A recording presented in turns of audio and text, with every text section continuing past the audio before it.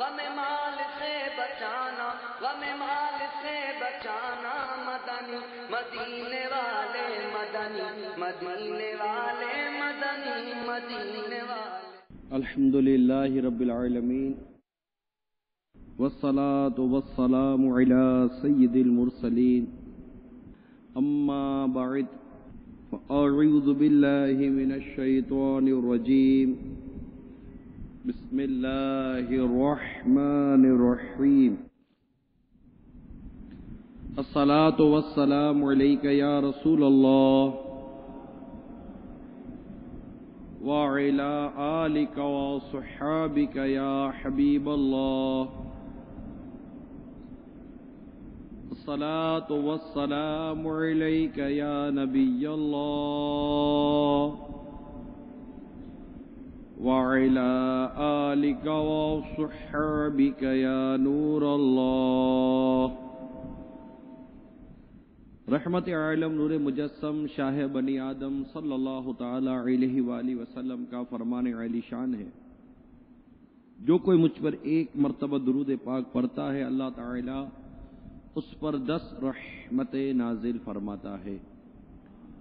صلو علی الحبیب صلی اللہ تعالی علی محمد وعلی آلہ وصحبہ وبارک وسلم۔ میٹھے میٹھے اور پیارے پیارے اسلامی بھائیوں، یقیناً ہم نے ہمارے دارالفتہ کے اسلامی بھائیوں سے، اہل علم اسلامی بھائیوں سے، مبلغین سے بہت کچھ سیکھنے کی کوشش کی۔ خوش نصیب ہے وہ اسلامی بھائی جس نے سنا، لکھا اور اسے یاد رکھنے کی نیت کر لی ہے، اور جو نہ لکھ سکا ہو سکتا ہے کہ وہ بیچارہ کئی باتیں ضائع کر دے۔ آج کے اس اختتامی دن جو کچھ آج ہم جدول مرتب ہوا ہے، جیسا کہ آپ کو پہلے دن ہی عرض کیا تھا کہ انشاءاللہ عز و جل کورس کے آخری دن سوالات جوابات کی بھی نشست ہوگی۔ یہ آپ کو پہلے دن بھی عرض کیا تھا، پھر بیچ میں بھی اس کی دہرائی ہوئی تھی۔ اس سے پہلے کہ سوالات کا سلسلہ شروع ہو،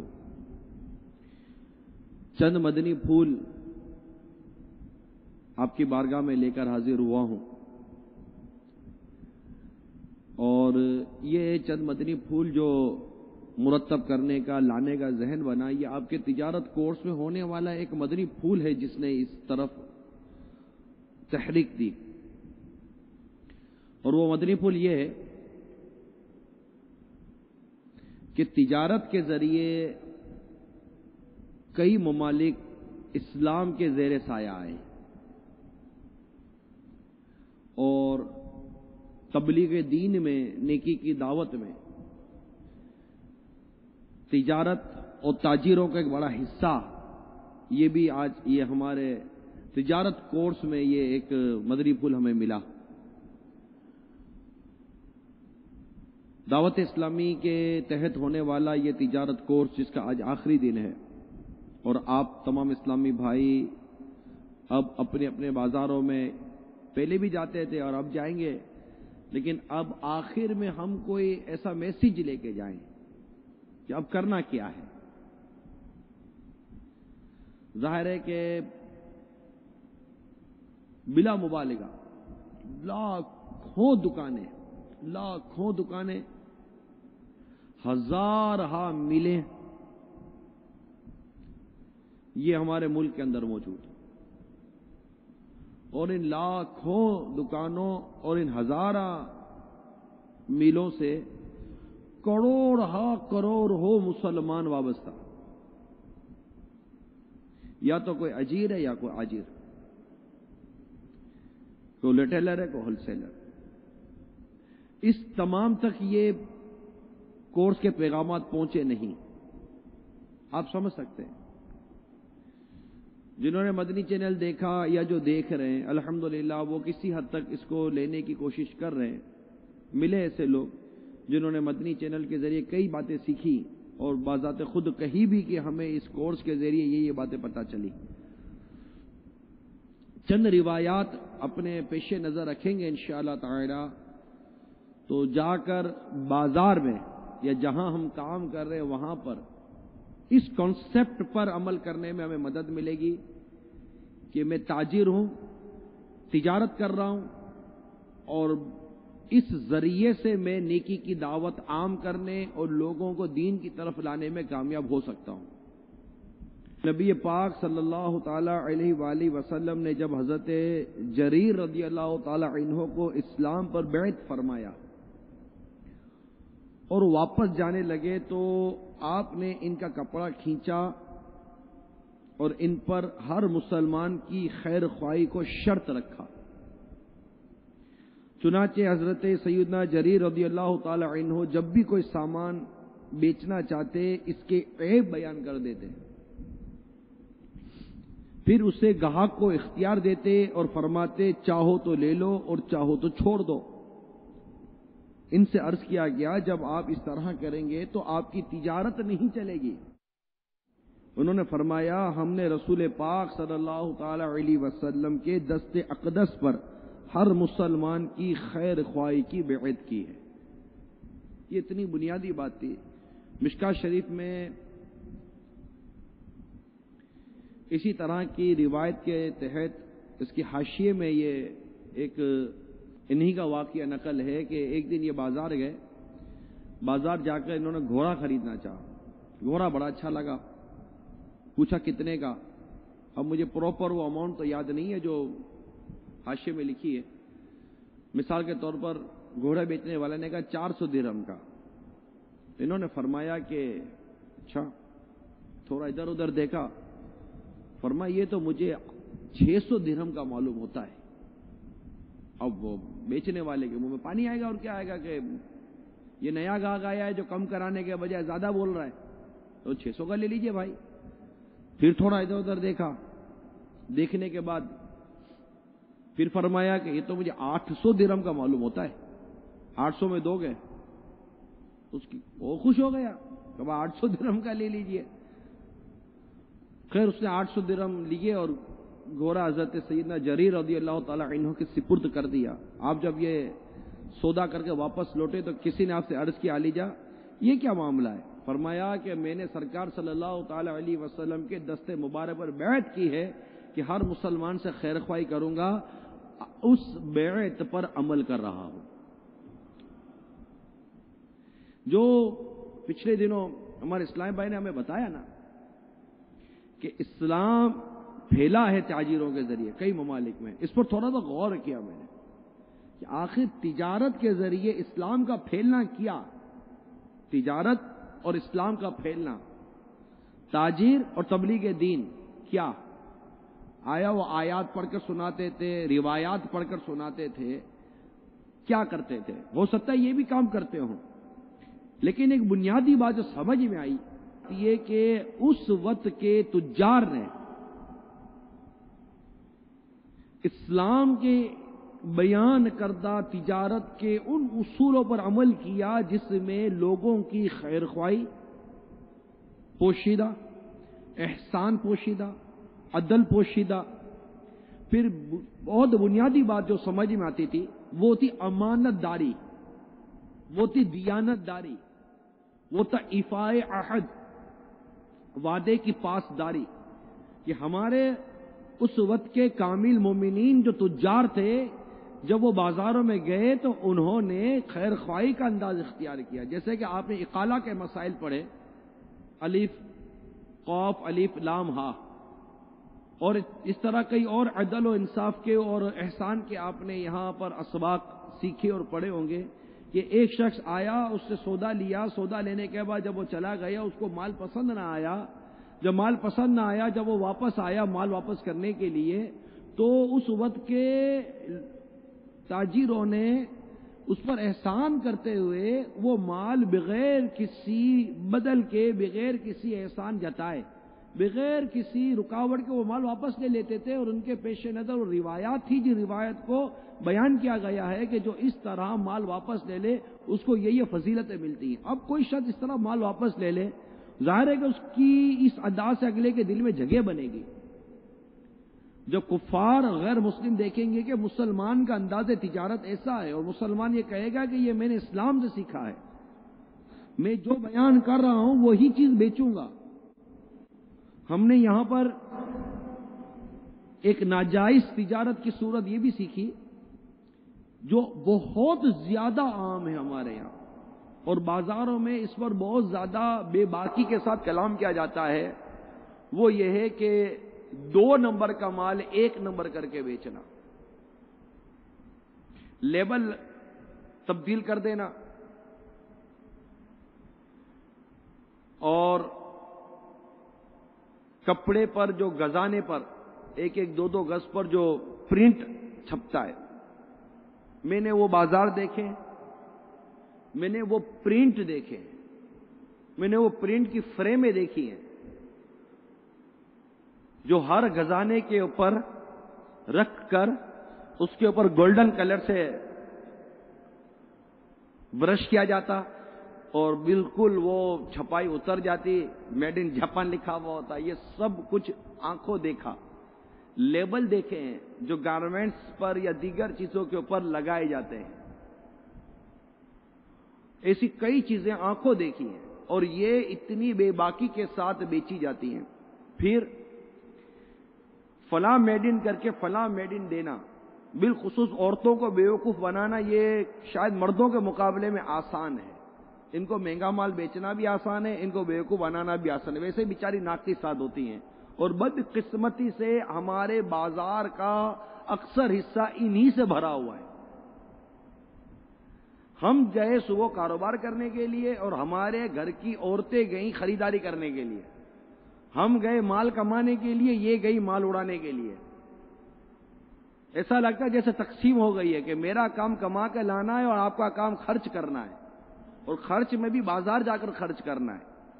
اب یہ شریعت کے دائرے میں رہ کر بازار جاتی ہیں یا شریعت کے دائرے میں رہ کر نہیں جاتی، یہ آپ سمجھ سکتے ہیں۔ اس کے بارے میں امیر سنت کی کتاب پردے کے بارے میں سوال جواب اب کم و بیش 400 صفحات پر چھپ کر آ چکی ہے نئی، اسے حاصل کیجئے، پتہ چلے گا کہ عورت کا کب بازار میں جانا درست ہے اور کب بازار میں جانا درست نہیں، اور درست ہے تو کس صورت میں درست ہے۔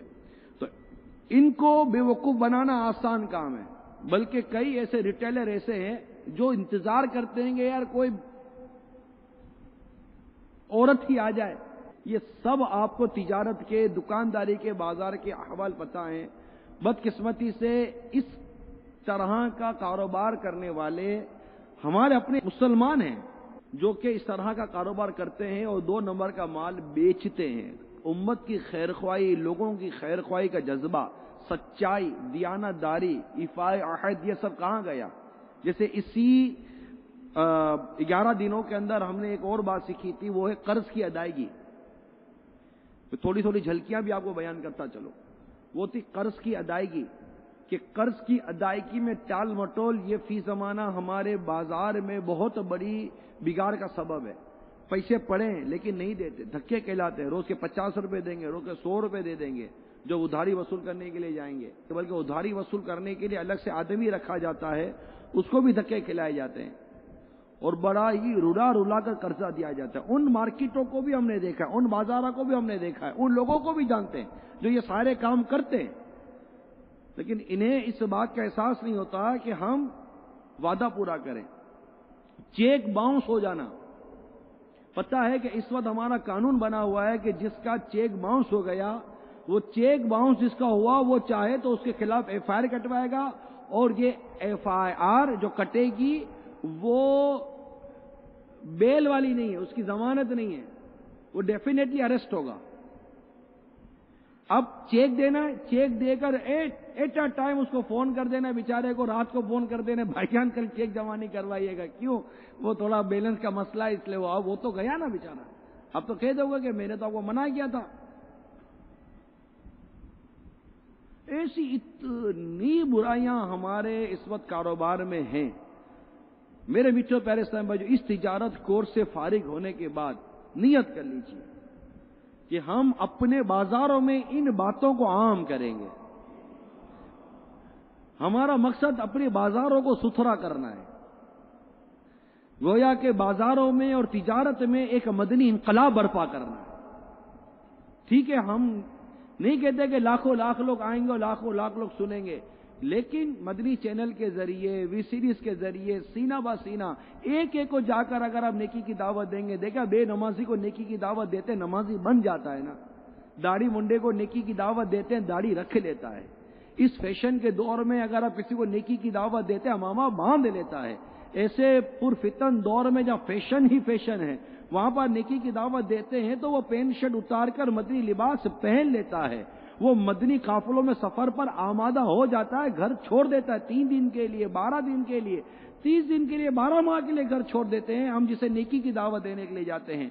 آج آپ نیت کر لیجئے کہ ہم نے جو یہاں پر 11 دن بیٹھ کر تجارت کورس میں بازار کو ستھرے کرنے کے جو مدنی پھول سیکھے ہیں، مدنی پھول لیے ہیں، ایک تو وہ جو مجھے خود میرے اپنے کاروبار میں امپلیمنٹ کرنے ہیں کہ نہ میں جھوٹ بولوں گا، نہ میں بددیانتی کروں گا، بلکہ میں خالصتاً ایمانداری کے ساتھ اپنے کاروبار کو کروں گا۔ نہیں چاہیے مجھے بےمانی کا روپیہ، نہیں چاہیے مجھے جھوٹ کا روپیہ، نہیں چاہیے مجھے دھوکے کا روپیہ، چاہیے ہی نہیں، خالصتاً یہ چیزیں چاہیے۔ اب یہاں ہمارے ساتھ مفتی صاحب بھی بیٹھے ہیں، اب جنہوں نے یہاں سیکھا کہ یہ ناجائز ہے اور ناجائز چیز، اسی طرح یہ مال ناجائز آ گیا، اب بالفرض ایسے اسلامی بھائی جن کے پاس تجارت کرتے ہوئے ناجائز مال آ چکا ہے، ناجائز رقم آ چکی ہے، ناجائز سرمایہ لا چکے، ناجائز اپنا کیپٹل بنا چکے، ناجائز مال سے بینک بیلنس بنا چکے، اب جب یہاں پتا چلا کہ یہ ناجائز کر چکے، اب وہ مال ان کے پاس موجود ہے، اس کا کیا حکم ہے؟ الحمدللہ رب العالمین والصلاة والسلام علی سید المرسلین، اما بعد فاعوذ باللہ من الشیطان الرجیم، بسم اللہ الرحمن الرحیم۔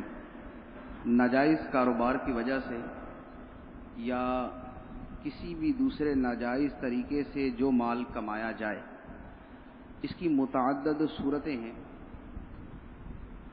بعض صورتیں وہ ہیں کہ جن میں جو مال کسی آدمی کے پاس آتا ہے وہ اس مال کا مالک ہی نہیں بنتا۔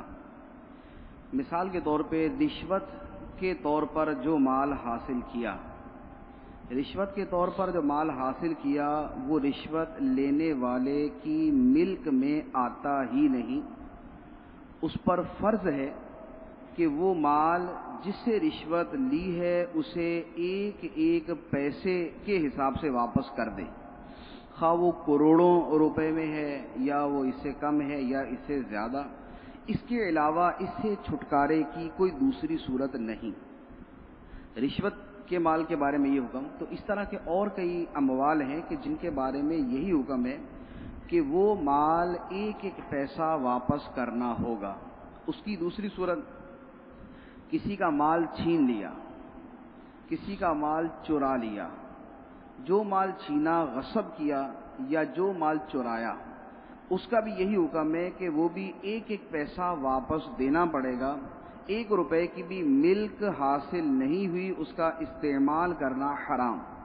اسے نہ کسی کو صدقہ دے سکتے ہیں، نہ وہ مسجد میں دے سکتے ہیں، نہ وہ مدرسے میں دے سکتے ہیں، نہ وہ غریبوں کو دے سکتے ہیں، بلکہ وہ مال واپس ہی کرنا ہوگا۔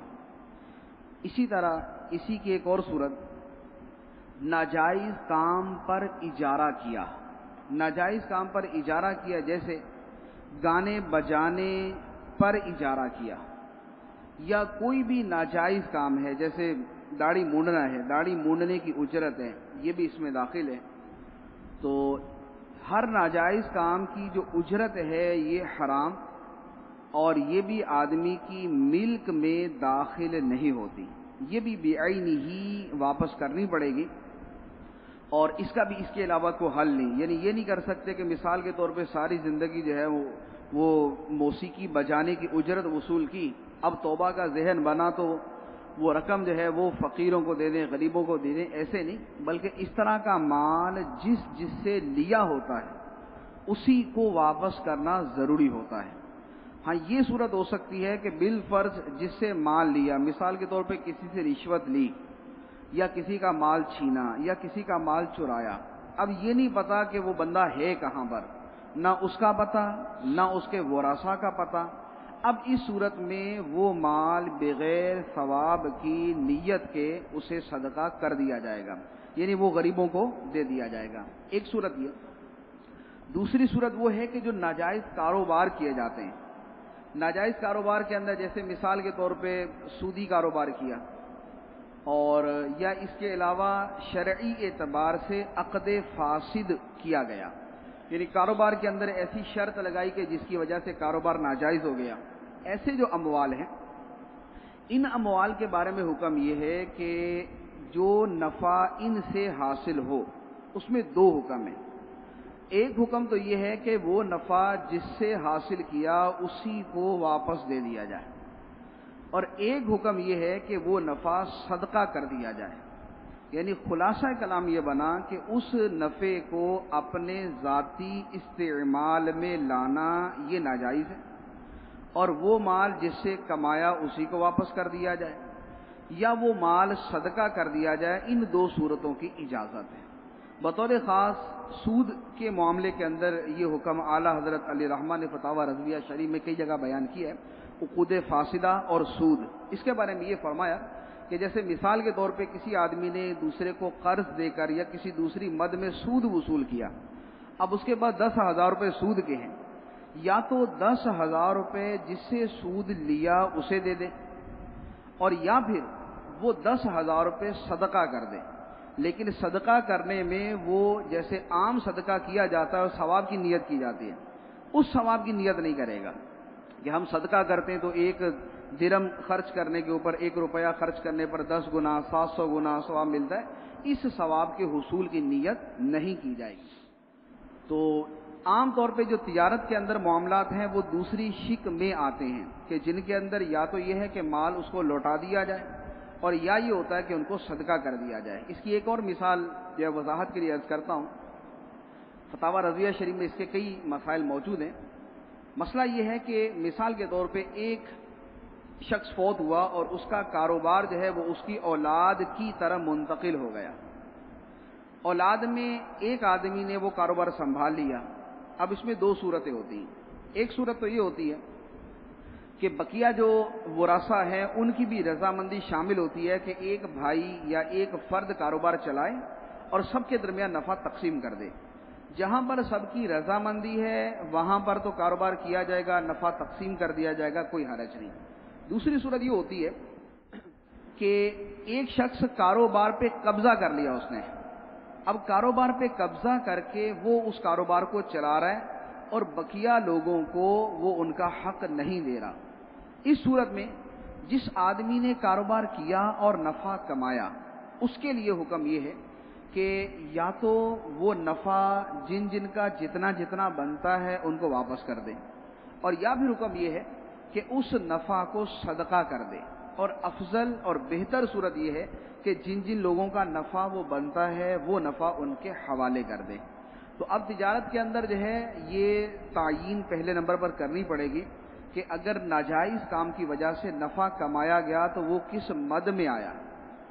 اب اگر وہ پہلے والی مد کے اندر آتا ہے کہ جس میں واپس کرنا ہی ضروری ہے تو پھر اس کو واپس ہی کرنا پڑے گا، اور اگر وہ واپس کرنے والی شک نہیں، اس میں متعین نہیں ہے کہ اس کو واپس ہی کیا جائے بلکہ اختیار ہے کہ چاہے واپس کر دیں چاہے صدقہ کر دیں، تو پھر دونوں میں سے جس طریقے کو چاہے اختیار کر لیں۔ تو اب اس میں ایک اجمالی صورت تو یہ بیان کر دی ہے، لیکن ہر شخص کے کاروبار کی صورتحال جدا گانا ہوتی ہے، ہر شخص کا کاروبار جو ہے وہ دوسرے سے منفرد ہوتا ہے۔ تو اب کس شخص کے لیے کیا حکم ہے، وہ سارے کا سارا واپس کرے یا سب کا سب صدقہ کرے؟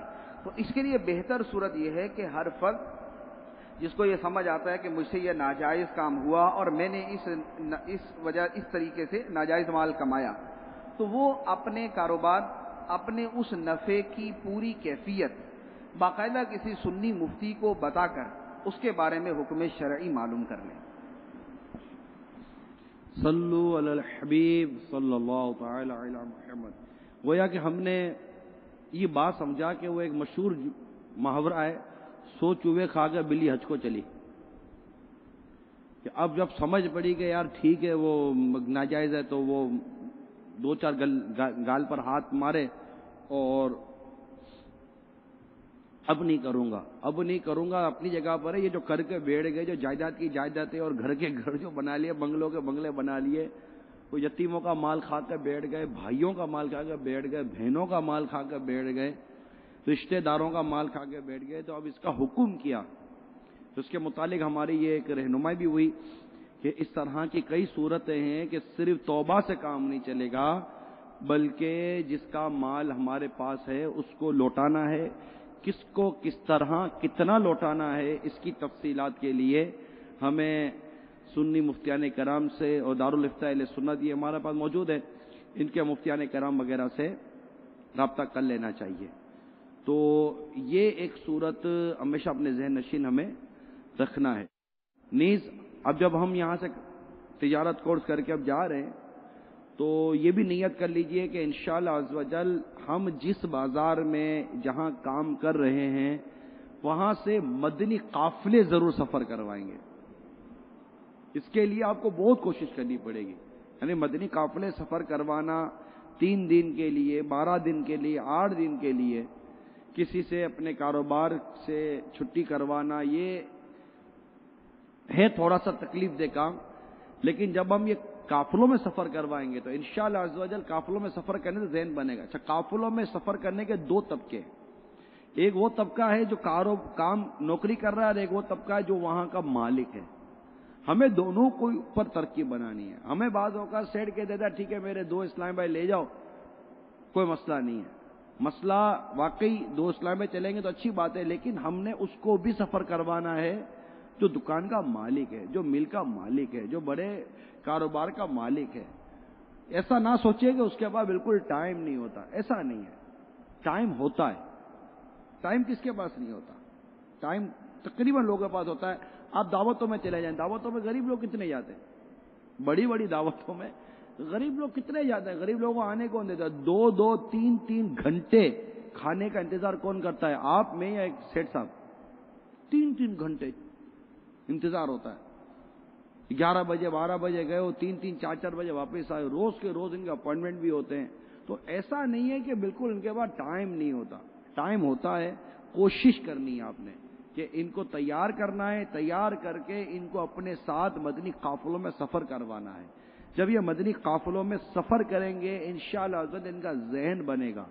صرف 12 دن کے کورس سے ذہن نہیں بن جائے گا۔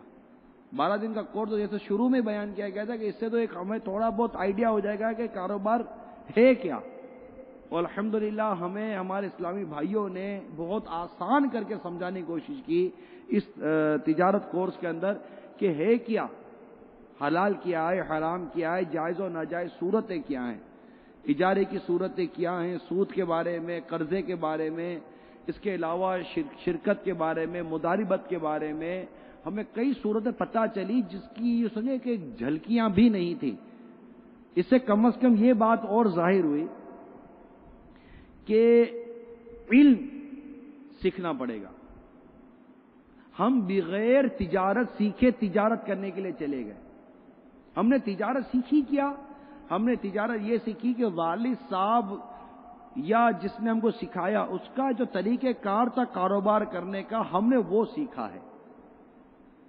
ہم نے کپڑے کی پہچان سیکھی ہے، لیکن کپڑے کو جائز اور ناجائز طریقے سے بیچنا نہیں سیکھا۔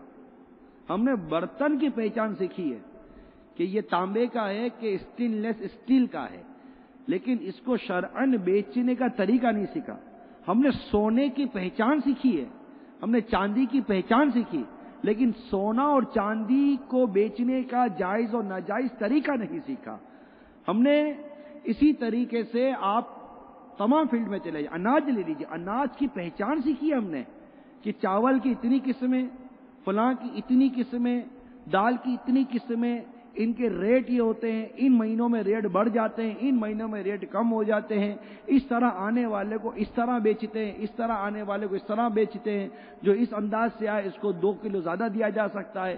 یہ ساری چیزیں سیکھی جس کو ایک اچھے کاروباری ہونے کا یا اچھے سیلز میں ہونے کا لقب مل جاتا ہے، لیکن ہم نے ان تمام چیزوں کے بیچنے کا جائز اور ناجائز طریقہ نہیں سیکھا۔ یہ ہم کو دکان پر ہمارے والد صاحب نے نہیں سکھایا، ہم کو ہمارے سیٹ صاحب نے نہیں سکھایا، ہم کو ہمارے کسی میل آنر نے نہیں سکھایا، یہ چیزیں یونیورسٹی میں نہیں سکھائی جاتی۔ اگر آپ کہیں میں نے ICA میں کیا ہے کہ میں نے institute cost of management accounts میں جا کر اپنے مطلب کے سارے کاروبار کے طریقے سیکھے ہیں، میں نے MBA کیا ہے، ماسٹر آف بزنس ایڈمنسٹریشن کر کے میں فارغ ہوا ہوں، میں چارٹرڈ اکاؤنٹنٹ کر کے فارغ ہوا ہوں، میں ایک پروفیشنل آدمی ہوں، تو آپ نے جس سے جو چیز سیکھی ہے اس نے آپ کو وہ چیز سکھائی ہے۔ حرام اور حلال کی تمیز یہ عالم اور مفتی سکھاتا ہے، اس کے پاس ہم نہیں گئے، اس کے بعد ہم گئے نہیں، نہ اس کے پاس ہم کو کبھی کسی نے بھیجا۔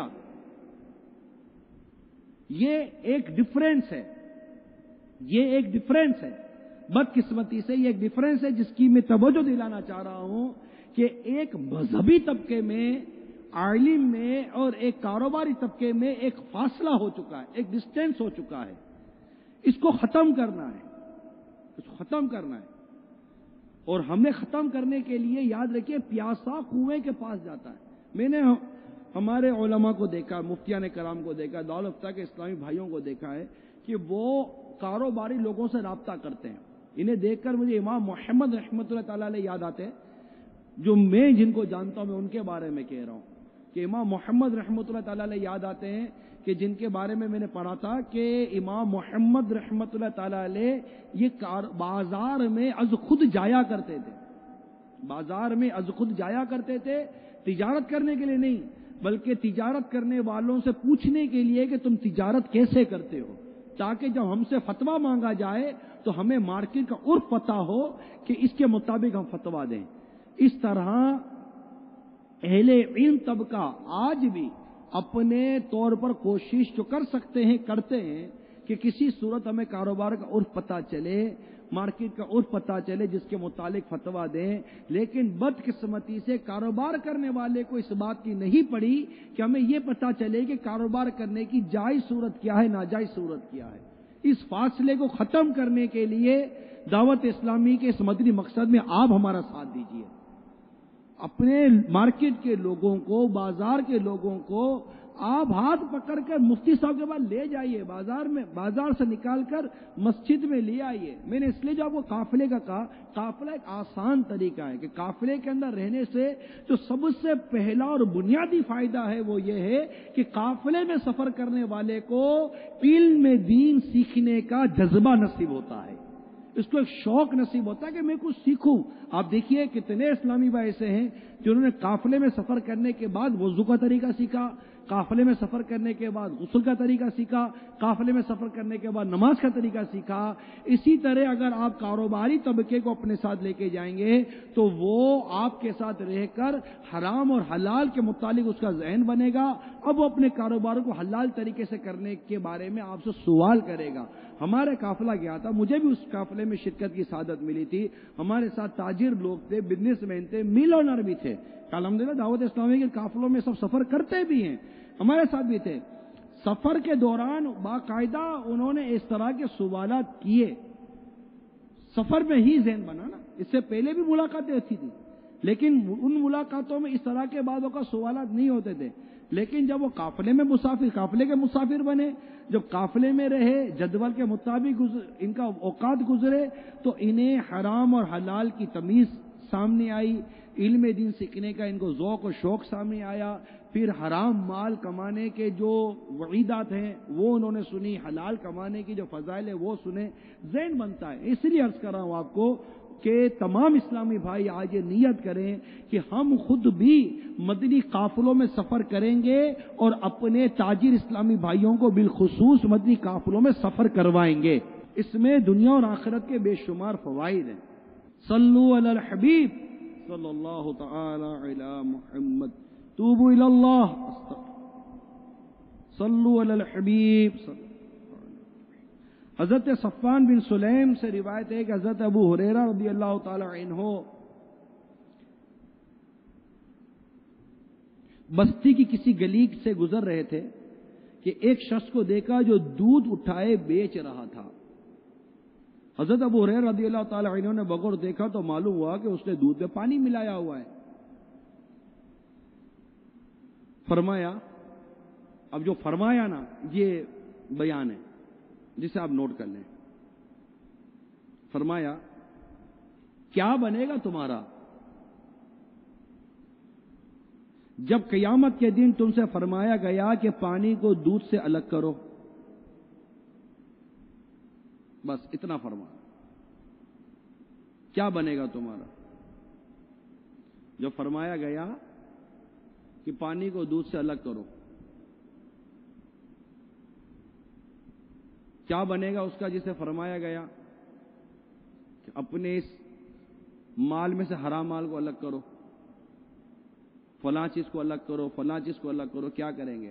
قیامت کی سوچ کا مدنی ذہن حضرت سیدنا ابو ہریرہ رضی اللہ تعالیٰ عنہ کے ارشاد میں ہے، جو کہ ہمارے اس پورے تجارتی کورس کی بنیاد ہے۔ ایک مسلمان کا یہ ذہن ہے کہ مسلمان اس بات جانتا ہے، مسلمان اس بات پر عقیدہ رکھتا ہے کہ میں ایک دن مروں گا، قبر میں جاؤں گا، قیامت کے دن اٹھوں گا، اور یہ مرنے کے بعد کی زندگی میری مستقل زندگی ہے، یہ مستقل زندگی نہیں ہے جو میں جی رہا ہوں۔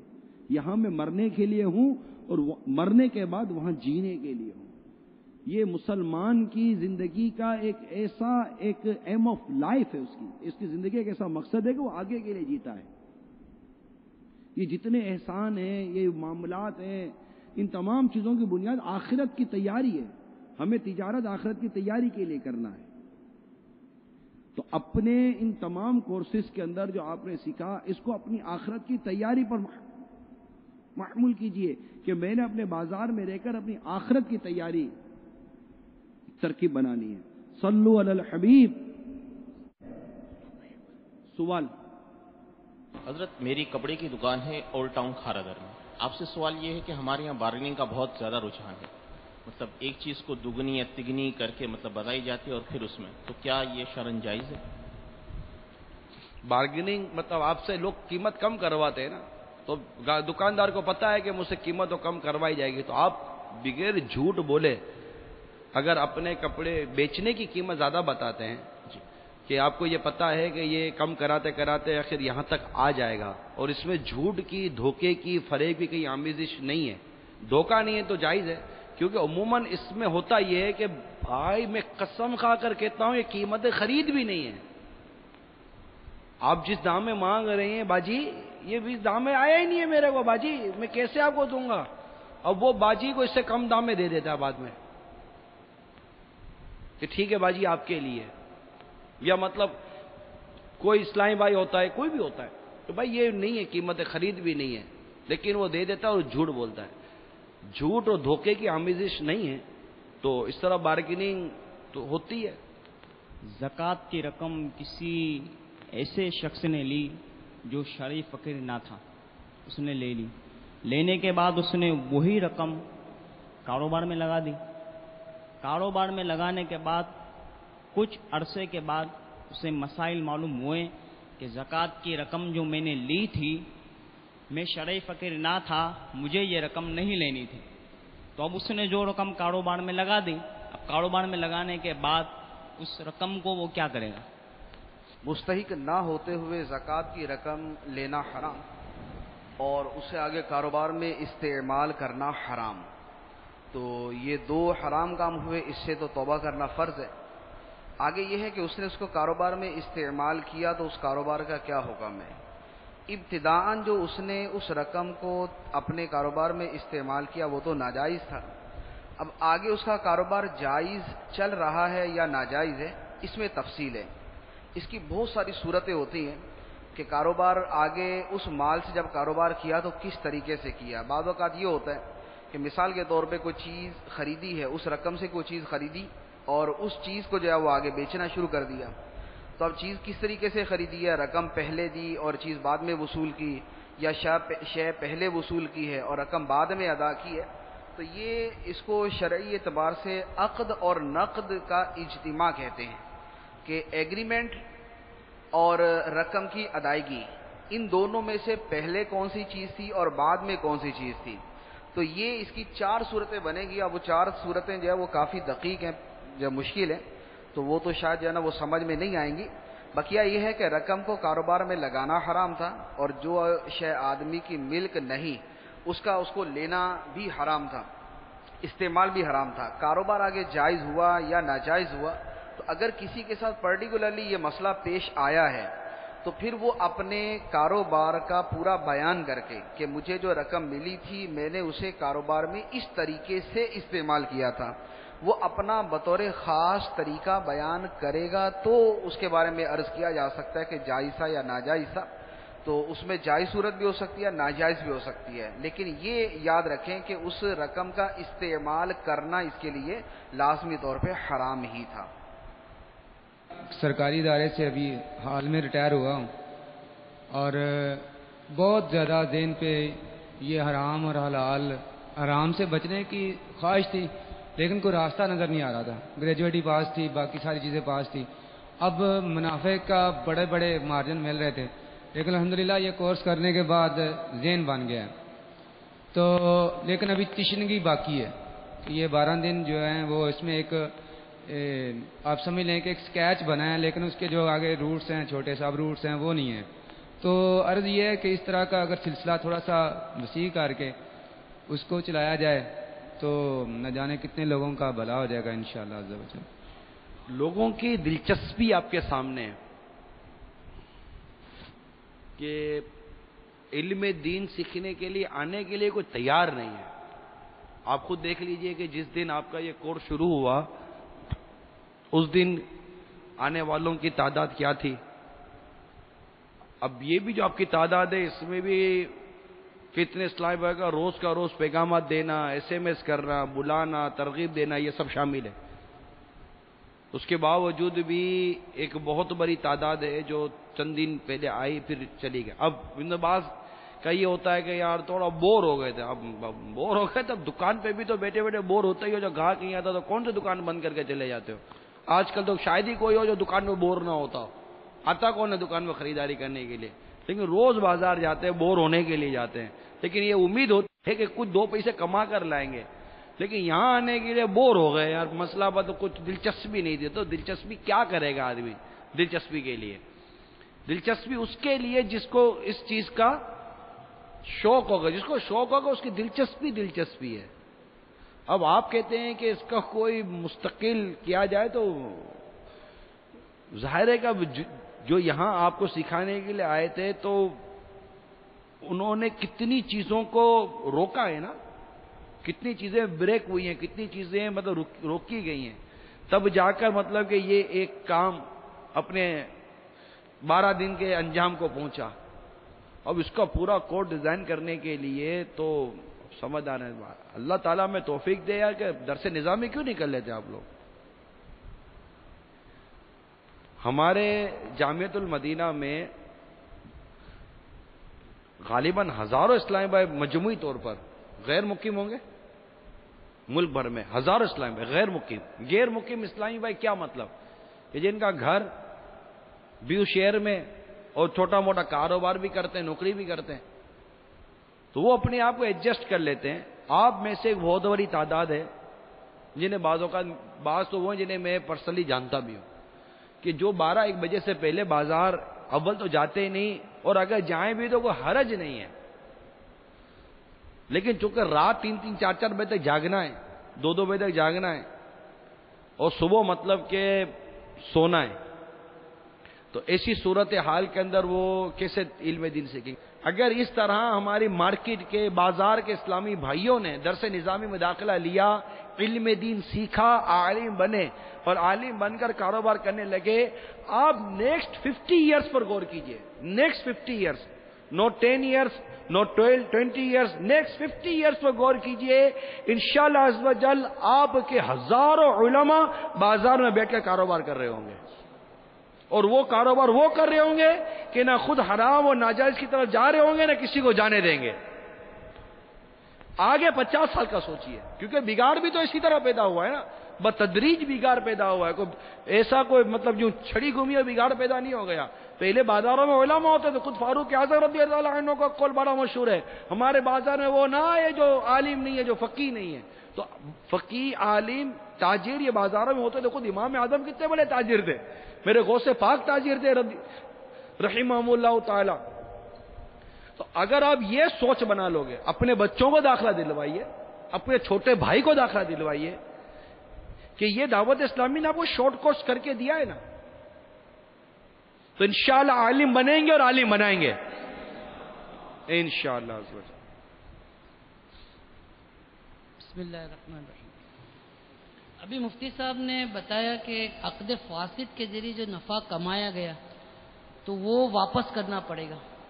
تو اب ساری زندگی جو ہم نے جو کاروبار کیا، نہ عقد فاسد کا خیال کیا، نہ عقد باطل کا خیال کیا، کوئی دھیان ہی نہیں دیا گیا اس طرف. اب اتنا سارا جو ہم نے منافع کمایا، خرچ کیا، ابھی جو کیپٹل ہے، تو اس کو کس طرح مطلب ہمیں پتہ بھی نہیں ہے کیا کون سا کام کس طرح کیا، کس میں کتنا کمایا، وہ تو یاد بھی نہیں ہے. تو اس کا کیا کریں؟ اس سے پہلے کہ وہاں کہا جائے یاد کرو، یاد کر لینا چاہیے. تو یہ تو پہلا تو یہ، ٹھیک ہے نا، پہلا تو یہ فاروق اعظم کا قول، اس سے پہلے تمہارا حساب لیا جائے اپنا حساب کر لو. مثال کے طور پر ایک شخص کو اب خیال آیا، تھوڑا سا تکلیف آ گئی کہ یار اتنوں کو قرضہ دیا ہے، اب سب میرے پیسے لے گئے. تو اس وقت ایک آدمی، پیسے والا آدمی بھی دیکھا ہے، جب اس کی تکلیف آ جاتی ہے نا، اس کا پیسہ چلا جاتا ہے، وہ پرانے سارے چوپڑے نکالتا ہے. ارے مانگتا کس سے ہوں، پہلے یہ لو. اور وہ اپنی 50 سال سے جتنی ادھاری تھی نا، وہ سارا حساب بناتا ہے، ایک ایک کا نام لکھتا ہے، کس کس سے پیسے کتنے لینے ہیں، وہ خود زندہ ہے نہیں زندہ، اس کا بچہ زندہ ہے نہیں زندہ. اس طرح وہ ایک ایک سے جا کر اپنا پیسہ وصول کرنے کے لیے جاتا ہے. پہلے تو میں یہ سوال کروں گا آپ سے کہ اگر آپ کو یہ محسوس ہو رہا ہے، کسی کو بھی یہ محسوس ہو رہا ہے کہ میرے پاس 12 کروڑ روپے ایسے ہیں جو میں ایسا لگتا ہے کہ مجھے واپس کرنے چاہیے، تو پہلے میں اسے سوال کرتا ہوں کہ اگر اسے یہ پتہ چل جائے کہ میرے 12 کروڑ روپے ایسے ہیں جو مجھے لوگوں سے لینے ہیں، اب کن سے لینے میرے ذہن سے نکل گیا، اتنی زندگی نکل گئی، میرے کو اس کا احساس نہیں ہوا. کاروبار کسی اور کے ہاتھ میں تھا، وہ مطلب مرکب گیا، اب میرے ہاتھ میں کاروبار آیا. 50 سال تک کس کو تھا، کیا تھا، وہ کس طرح اپنا پیسہ وصول کرنے کے لیے ایک ایک آدمی کو، اس کے خاندان کو، اس کے گھر کا پتہ دیکھے گا، نوٹ کرے گا، جتنا وصول کر سکتا ہے اتنا وصول کرے گا. اب جو بچ گیا اس کے بارے میں سوچے گا. پہلے تو سوال یہ کہ وہ اتنا کر رہا ہے، کیا کہتے ہیں، پہلے تو وہ اتنا عمل کر رہا ہے. یہ بہت آسان ہے کہنا مجھے کیا پتا، کیا پتا. اس وقت پوچھتا جب آپ کے نکل رہے ہوتے کہ مجھے کیا پتا. جب ہم سے کو مانگتا ہے نا تو اپنے یہ بولتے ہیں کہ ہمیں کیا پتا. لیکن جب ہمارا کسی سے نکل رہا ہو تو وہ کہتے ہیں نا کہ وہ مطلب کہ بعض ایسے بے باک لوگ ہوتے کہتے ہیں کہ قبر کھود کر بھی وصول کروں گا، مر گئے نا تو تمہاری لاش بیچ کے بھی اپنے پیسے وصول کروں گا، کفن بیچ کے لیے پیسے وصول کروں گا. سمجھتے کیا ہو مجھے. جب یہ سارے دعوے کرنے والوں سے میں پوچھتا ہوں کہ اب جب دینے کی باری آئی ہے تو بھائی دینے کے لیے کیا سوچ بنائی. اس کے بعد اول تو یہ کوشش، اس کے بعد جو پچھلے سوالات کے جوابات آپ کو دیے گئے کہ بعض اوقات ہر ایک کی ایک انفرادی کیفیت ہے کہ کتنا پیسہ اس کے پاس اوروں کا نکلتا ہے، کتنا عقد فاسد کیا، کتنا عقد باطل کیا، نہیں کیا. بعض اوقات ہوتا ہے ایسا کہ ہم کو لگتا ہے کہ عقد فاسد عقد باطل ہے، نہیں ہوتا، اس کی صورت بن جاتی ہے. تو ایسی ہر صورت کے اندر انفرادی طور پر ہر صورت کے اندر لکھ کر آپ دارالافتاء اہل سنت سے رابطہ کیجئے، میل کر دیجئے. انشاءاللہ عز و جل آپ کو آپ کا حل حتی المقدور آپ کے دارالافتاء اہل سنت سے مل جائے گا. لیکن تسلی کے ساتھ. ڈاکٹر کا بھی علاج ہوتا ہے. ایک گولی سے کھا کر بھی اپنے بولتے نہیں کہ ڈاکٹر صاحب نے صحیح کر دیا. اس کا ایک ٹریٹمنٹ ہے کہ یوں کیجئے، یوں کیجئے، یوں کیجئے، یوں کیجئے. روحانی علاج ہو، شرعی مسئلہ ہو، میڈیکل پرابلم ہو، ان تمام چیزوں کا حل بتدریج ممکن ہے. اگر جس طرح اپنی بیماری دور کرنے کی ہم کو تڑپ ہے، اسی طرح اگر اپنا گندا اور حرام مال اور ناجائز مال واپس کرنے کی تڑپ ہوگی، اسے خلاصی کرنے کی تڑپ ہوگی، انشاءاللہ عز و جل حبیب کریم صلی اللہ علیہ وسلم کے صدقے میں راہ نکل آئے گی۔ نیت سچی ہونی چاہیے، ارادہ سچا ہونا چاہیے، کوشش سچی ہونی چاہیے، اور اس کے لیے پڑھنا پڑے گا آپ کو دارالفت اہل سنت میں۔ پیچھے ڈاکٹر اپنا کلینک کھول کے بیٹھا ہے، اب مریض کو ہی نہیں پڑی آنے کی تو ڈاکٹر کیا کرے گا؟ دارالفت اہل سنت ملک بھر میں کھلے ہوئے ہیں، اب جسے نہیں پڑی ہوگی بیچارہ نہیں جاتا۔ چھوڑو یار، میں دوبارہ عرض کر دوں، سب سے بڑا مسئلہ سوال کرنے میں یہ ہوتا ہے کہ اگر مفتی صاحب نے کہہ دیا ناجائز ہے تو سب سے بڑا پرابلم ہے۔ استخارے سے بھی جو آدمی گھبراتا ہے نا، اس لیے گھبراتا ہے کہ جس کو یہ پتہ ہے، جس کا یہ ذہن بن جاتا ہے نا کہ میرے کو کرنا ہی کرنا ہے، اب اس کو کہو نا کہ استخارہ کر لیجئے، اب وہ گھبراتا ہے۔ منع ہو گئی تو ڈاؤٹ فل ہوگا وہ تو استخارہ کر لیتا ہے، لیکن جب کنفرم ہے کرنا ہے، اب استخارہ کرتے ہوئے گھبراتا ہے کہ نہ ہو گئی تو بچ جائیں گے، نہیں کریں گے۔ واللہ تعالی عالم ورسول عالم عز وجل وصلی اللہ تعالی علیہ وسلم صلو علی الحبیب صلی اللہ تعالی علی محمد۔ میرا سوال آپ سے یہ ہے کہ جیسے کہ ہم نے یہاں پر بیع و سلم کے بارے میں سیکھا کہ کوئی بھی شے 1 مہینے سے اوپر اگر ہم مقصد بیچ رہے ہیں تو اس کی پوری پیسے وہ ہم وصول کریں گے اس کی، یا گاہک اس کو مقصد پورے پیسے دے گا ہمیں۔ تو اب میرا فرنیچر کا کام ہے، تو ہمارے پاس گاہک آتا ہے، کسٹمر آتا ہے، وہ ہمیں سیٹ جیسے پسند کرتا ہے فرنیچر کا، تو اب اس کی شادی 1.5 مہینے کے بعد ہے، وہ ہمیں کچھ پیسے دے کے چلا جاتا ہے اور پھر بولتا ہے یہ میں سامان 1.5 مہینے کے بعد خریدوں گا، تو ہم اس سے کچھ پیسے لے لیتے ہیں اور وہ سامان اس کو 1.5 مہینے کے بعد دیتے ہیں۔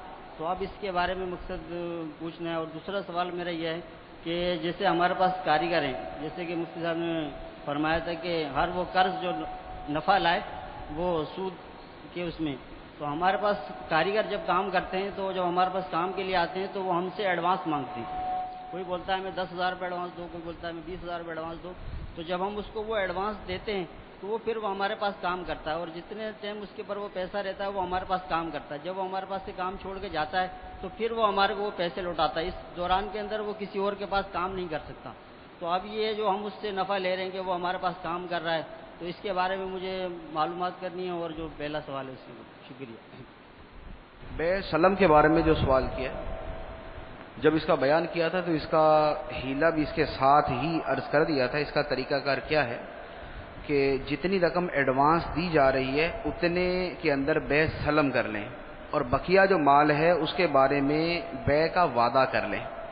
تو بقیہ مال کے اندر وعدہ بیع ہوگا، اور جتنا مال ایڈوانس دے دیا اس کے اندر جو ہے وہ باقاعدہ ایگریمنٹ ہو جائے گا، باقاعدہ سودا ہو جائے گا۔ تو یوں 2 حصوں میں ڈیوائیڈ کر دے اس کو تو وہ صحیح ہو جائے گا، اس میں کوئی حرج نہیں ہے۔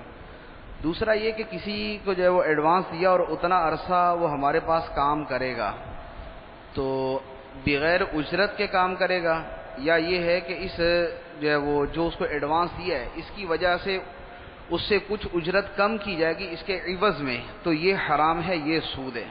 یہ جو اصول حدیث مبارک کے اندر بیان کیا گیا ہے یہ ہر جگہ اپلائی ہوگا کہ ہر وہ قرض جو نفع لائے وہ سود ہے، تو قرض کے اوپر جو بھی نفع لیا جائے گا وہ سود ہی ہوگا۔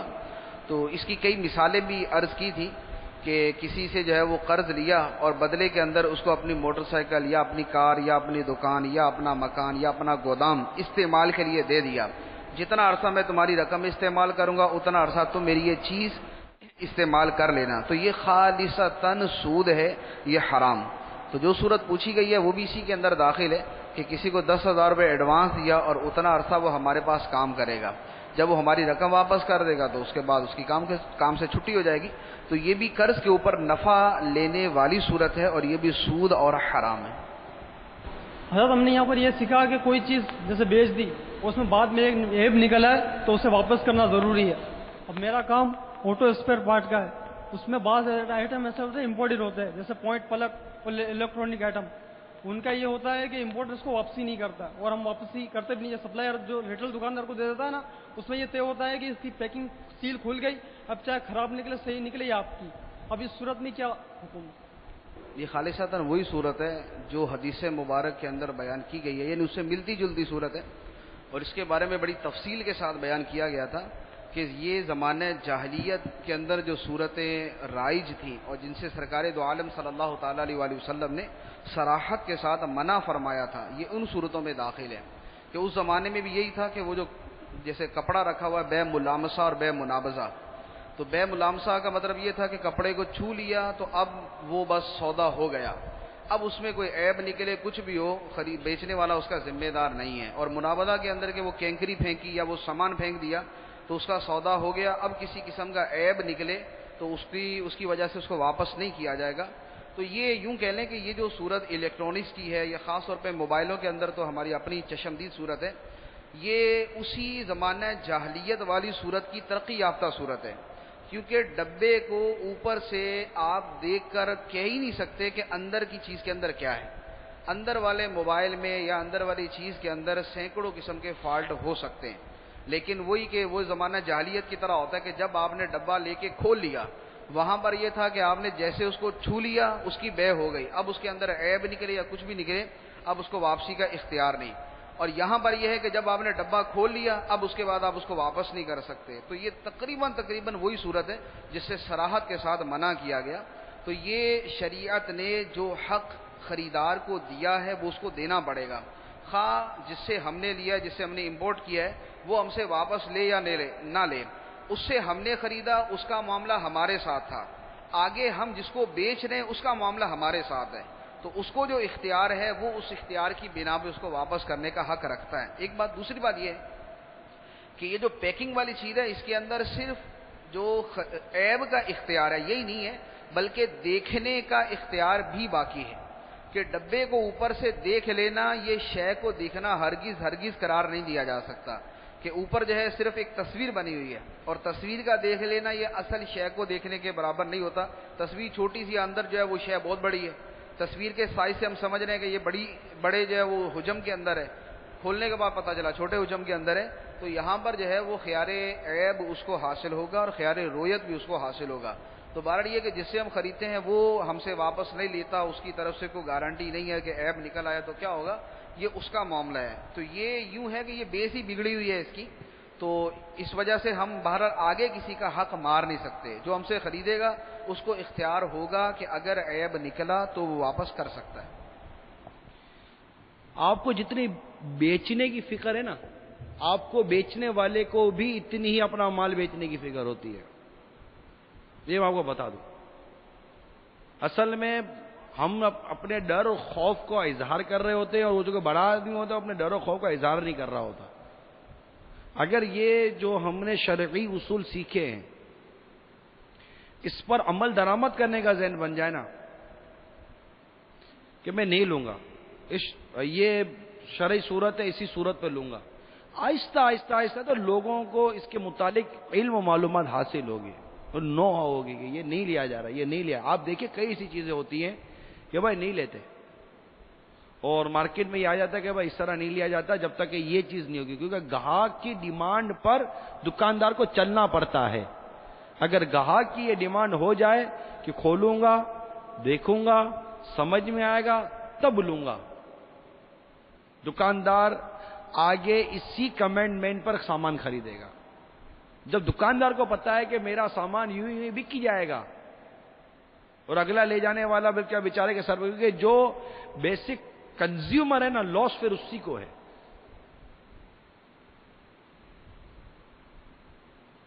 ہمیں پریکٹس اپنی تبدیل کرنی پڑے گی۔ دیکھیں گے بھائی، خیار شرط اور خیار عیب، خیار رویت، یہ شریعت نے ہم کو دیا ہے، اور ہم اپنا یہ حق باقی رکھیں گے۔ بات سمجھ رہے ہیں آپ؟ یہ ہم کو شریعت نے دیا ہے اور ہم انشاءاللہ اپنا یہ حق باقی رکھیں گے، دیکھیں گے، اور جو ہم کو یہاں سکھایا گیا اسی پر عمل کریں گے۔ مرکز الاولیاء سے اپنے گھر والوں کو 12 دن کا تربیتی کورس کرنے لایا ہوں۔ ادھر یہاں وقفے سے بیٹھا کرتا تھا، یہاں تقریباً 10-12 دن رہ کر اب کوئی یہ اسلام بھائی یہاں جو بیٹھے ہوئے تاجر اسلام بھائی یا دیگر اسلام بھائی یہ نہ کچھ سوچے، یہاں کو دل میں لائے نا کہ کہ پتہ نہیں ان کو اب سمجھایا گیا اس لیے یہ کھڑے ہوئے ہیں۔ میری نگرانی شورا کی بارگاہ میں عرض یہ ہے کہ یقیناً ہم یہاں جتنے بھی موجود ہیں سب سے زیادہ آپ کو پتہ ہوگا کہ دعوت اسلامی کو مدنی عطیات کی کتنی ضرورت ہے۔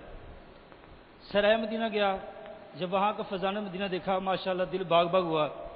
وہاں بھی ابھی کروڑوں لگ چکا ہوگا اور مزید لگنے کی ترکیب ہے۔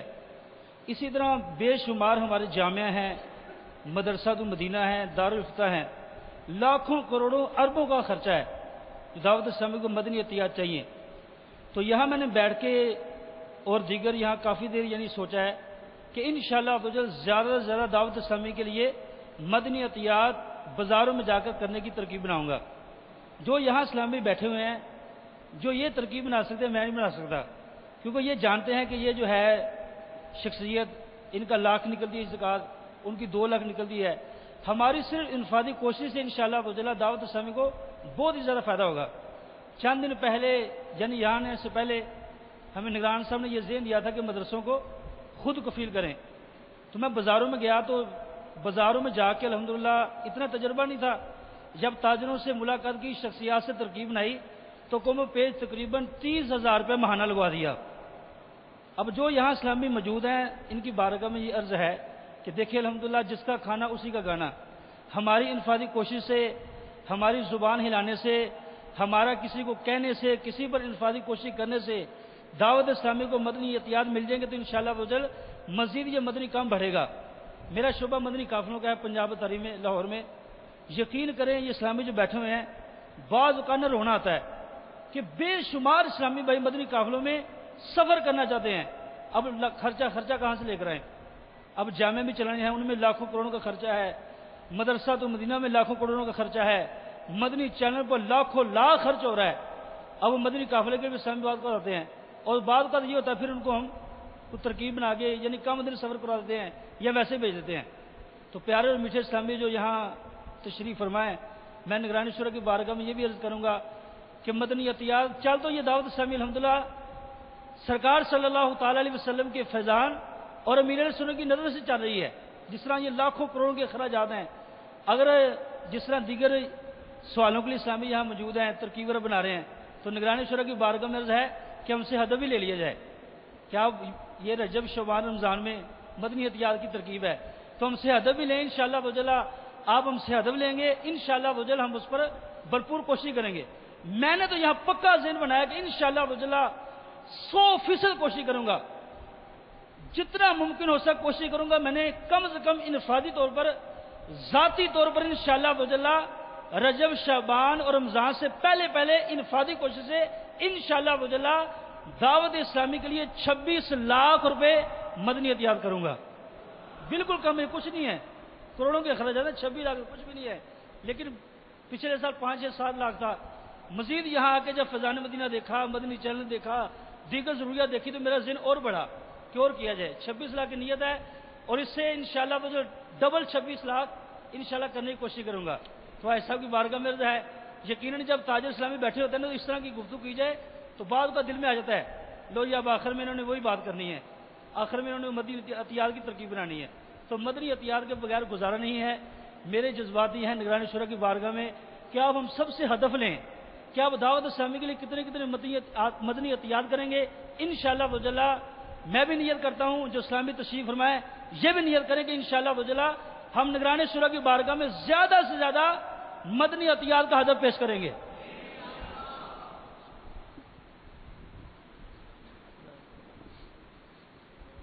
میرے بولنے کا کچھ رکھا نہیں انہوں نے جو فرمایا نا اسی پر روکے۔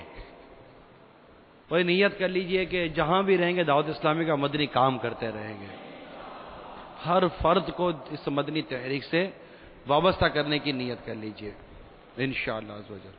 اور سوال آپ سے سب سے پہلے تو تمام مفتیان کرام اور نگران شورا کا شکریہ کہ اتنا اچھا تجارت کورس ہمیں عطا فرمایا۔ اس کے ساتھ ہی مدنی چینل پر جس طرح عالم انٹرنیٹ پر ہمارا عالم آن لائن ہے، اسی طرح مدنی چینل پر اسپیشلی بزنس مین اسلامی بھائیوں کے لیے کوئی ایسا سلسلہ ہو کہ جس میں اگر اپنے بزنس سے متعلق کوئی سوال پیش کرنا چاہیں تو اس کا ہاتھوں ہاتھ جواب کی ترکیب ہو جائے۔ جیسے مثال کے طور پہ ہم نے یہاں پہ سیکھا کہ جو بھی چیز تول کے حساب سے خرید و فروخت کی جاتی ہے تو اس کا ہمارے سامنے تول ہونا ضروری ہے. اسی طرح گنتی والی چیز کا شمار کرنا ضروری ہے. اب جیسے کسی کا کیلوں کا کاروبار ہے ہول سیل میں, اب پورے ٹرک آ رہے ہیں 12,000 درجن کیلے, اب اس کی کاؤنٹنگ کس طرح کی جائے گی؟ اب اس میں پریشانی ہو. اب جیسے ہمارا بوتیک ہے, کپڑے کا کام ہے, اب ہول سیل میں کپڑا خریدتے ہیں اور رول کے رول پیک آتے ہیں چائنا وغیرہ سے, اب رول کھولنے کی بھی اجازت نہیں ہوتی. اب اس صورت میں اس کو کس طرح, اس کا گزانہ کس طرح کاؤنٹ کریں؟ یہ رہنمائی فرما دیں. وہ تو صورت مفتی صاحب نے پہلے بیان کر دی, وہی صورت ہے جو پہلے والی تھی کہ رویت عیب اور خیار عیب اور خیار شرط اور خیار رویت خیار عیب یہ تو باقی رہے گا. اب وہ میٹر پر تھان آتے ہیں لیکن اس پر میٹر کے حساب سے لکھا ہوتا ہے اور پاکستان میں اس کو گز کے حساب سے وہ بیچ رہے ہیں. میٹر میں چوریاں نہیں ہوتی, ایسا نہیں ہے. ہم لوگ بارہویں کے جھنڈے بناتے نا, جھنڈے, ان جھنڈوں میں بھی چوریاں ہوتی ہیں.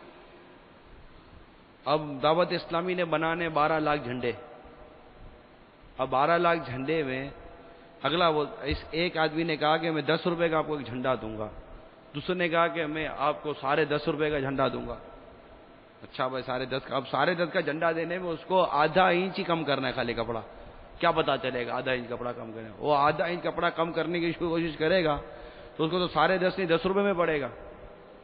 تو آدھا انچ کم کرنے میں کتنی دیر لگتی ہے؟ اور کون سا مطلب کہ ایک جھنڈا دوسرے جھنڈے پر رکھ کر ناپا تولا جاتا ہے یا چیک کیا جاتا ہے. تو اس قدر بد دیانتی ہے, میں آپ کو صحیح, اس قدر بد دیانتی ہے کہ مت پوچھو بات. سودا وہی کریں جو شریعت کا طریقہ ہے. اس میں مزدوری بہت زیادہ آ جائے گی. مثال کے طور پہ ہم نے 1200 تھان خریدے, اب وہ میٹر کے حساب سے اور ہمیں وہ گز کے حساب سے دے رہا ہے. جیسے 65 میٹر ہے تو وہ گز پہ 68-69 بنے, 2-3 گز وہ فالتو ویسے ہی دے رہا ہے, بول رہا ہے میٹر کے بجائے آپ گز پہ لے لو. اب ہم اس کو اگر بولیں نہیں تم گز پر چڑھا کر دو تو وہ بولے گا اب اس کے اوپر جو 2 مزدور لگیں گے ان کی 2 دن کی مزدوری آپ دیں گے. اب یہ 4 دہاڑیاں ہمارے سر پہ آ جائیں گی. اس کا کام ہے نا آپ کو پورا وزن کر کے آپ کی ضرورت کے مطابق دینا. آپ نے اس کو کہا کہ مجھے یہ چیز اس وزن پر اتنی چاہیے, اس کا کام ہے کہ وہ چیز اتنے وزن پر اتنی آپ کو اتنے روپے میں دے رہا ہے. اگر آپ کی سمجھ میں آتا تو لیجئے. دوسرے ایسے پرچیزر کھڑے ہوئے ہیں جو اس سے اسی صورت میں آپ شریعت کے مطابق کاروبار کیجئے. کیا خیال؟ ہر کام میں یہ ہے, میں نہیں کروں گا تو وہ کر لے گا, میں نہیں کروں گا. بسم اللہ الرحمن الرحیم. السلام علیکم ورحمۃ اللہ. وعلیکم السلام. حضور عرض یہ ہے کہ جب بینکنگ نظام سودی ہے اور اس میں نوکری کرنا جائز نہیں. کون سا بینکنگ نظام؟ بینک. ہاں. تو دوسری طرف دیکھا جائے تو بینک ایک حفاظت کے لیے بہت بڑا ذریعہ ہے. ہم اپنے اس کے اندر پیسہ رکھواتے ہیں اور جب ہم اس کے اندر اپنا فائدہ دیکھتے ہیں اس کو استعمال کرتے ہیں, تو اس کی نوکری وغیرہ پھر ناجائز, کیا اس کی کوئی صورت ہے جواز کی؟ ناجائز جو ہے وہ بینک نہیں ہے, سود ناجائز. سود اور سودی کام جو ہے یہ ناجائز ہے, بینک ناجائز نہیں. بینک تو ایک ادارہ ہے جو بہت ساری جو ہے فیسلٹیز جو ہے وہ فراہم کرتا ہے, تو اس میں کچھ جائز ہیں کچھ ناجائز ہیں. کرنٹ اکاؤنٹ ہے وہ کھلواتے ہیں, رقم رکھواتے ہیں, ان سے وصول کرتے ہیں, یہ جائز ہے. اور سود کے اوپر اور رقم رکھوا کے سود لیتے ہیں, یہ ناجائز ہے. تو کسی بھی ادارہ جو ہے وہ مطلقاً اول تا آخر ناجائز نہیں ہے. بعض صورتیں اس میں جائز ہوتی ہیں, بعض ناجائز ہوتی ہیں. جو جائز ہیں وہ ہم استعمال کرتے ہیں, اختیار کرتے ہیں. جو ناجائز ہیں ان سے بچتے ہیں, ان کو ناجائز کہتے ہیں, ان سے بچنے کا کہتے ہیں. تو یہ تو صرف اسی کے اندر نہیں ہے, بہت سارے کاموں میں ہو سکتا ہے. اور بھی اگر کوئی ادارہ ہے بینک کے علاوہ دیگر بہت سارے ادارے ہو سکتے ہیں کہ وہاں پر جائز ناجائز دونوں صورتیں ہو سکتی ہیں. تو جو جائز صورتیں ہوں گی ان کو اختیار کرنا جائز ہوگا. یہ نہیں ہوگا کہ اگر کوئی ادارہ ناجائز کام کرتا ہے تو اس کی جائز سہولیات لینا بھی ناجائز ہو جائے. ایسا نہیں ہے, جو جائز صورتیں ہوں گی وہ جائز ہوں گی, جو ناجائز ہیں وہ ناجائز ہوں گی. کوئی شخص جو یا وہاں کوئی جاب کر رہا ہے تو اب اس کی جواز کی صورت کیا ہوگی؟ مینیجر ہے کوئی اس طرح دوسری چیز. جاب کے بارے میں بھی یہی ہے کہ جائز کام کی نوکری جائز ہے اور ناجائز کی ناجائز. وہ کام کہ جن کا تعلق ناجائز کاموں سے ہے, سود سے ہے, لینے سے, دینے سے, وصول کرنے سے, تقسیم کرنے سے, ریکوری کرنے سے, یا اس کے پورے سسٹم کو جو ہے وہ دیکھ بھال کرنا، کہیں غلطی ہو رہی ہے سود کے لین دین میں تو اس کو صحیح کرنا. تو جس کا کام یہ ہوگا اس کا کام جو ہے وہ ناجائز ہوگا، اور جس کا کام صرف جائز ہے، جیسے مثال کے طور پہ بینک کے اندر ڈرائیور بھی ہوتا ہے، بینک میں گارڈ بھی ہوتا ہے، بینک کے اندر پی این بھی ہوتا ہے، تو ان کی نوکری جائز ہے کہ ان کا کسی ناجائز کام کے ساتھ تعلق نہیں ہے. تو جن کا ناجائز کام کے ساتھ تعلق ہے ان کا کام ناجائز ہے، بقیہ کا جائز ہے. فیضان زکوٰۃ یہ کتاب و چندے کے بارے میں سوال جواب، یہ 2 کتابیں خرید کر مارکیٹ میں تقسیم کرنے کی نیت کر لیں. یہ اس بالخصوص فیضان زکوٰۃ میں نے اس کو دیکھا، اسے لینے اور بانٹنے کی ضرورت ہے. تو کم از کم 22 کتابوں کا ہدف لے لیں، 12 یا 22 لیں گے انشاءاللہ. صلو علی الحبیب صلی اللہ تعالی علی محمد. توبوا الی اللہ. صلو علی الحبیب.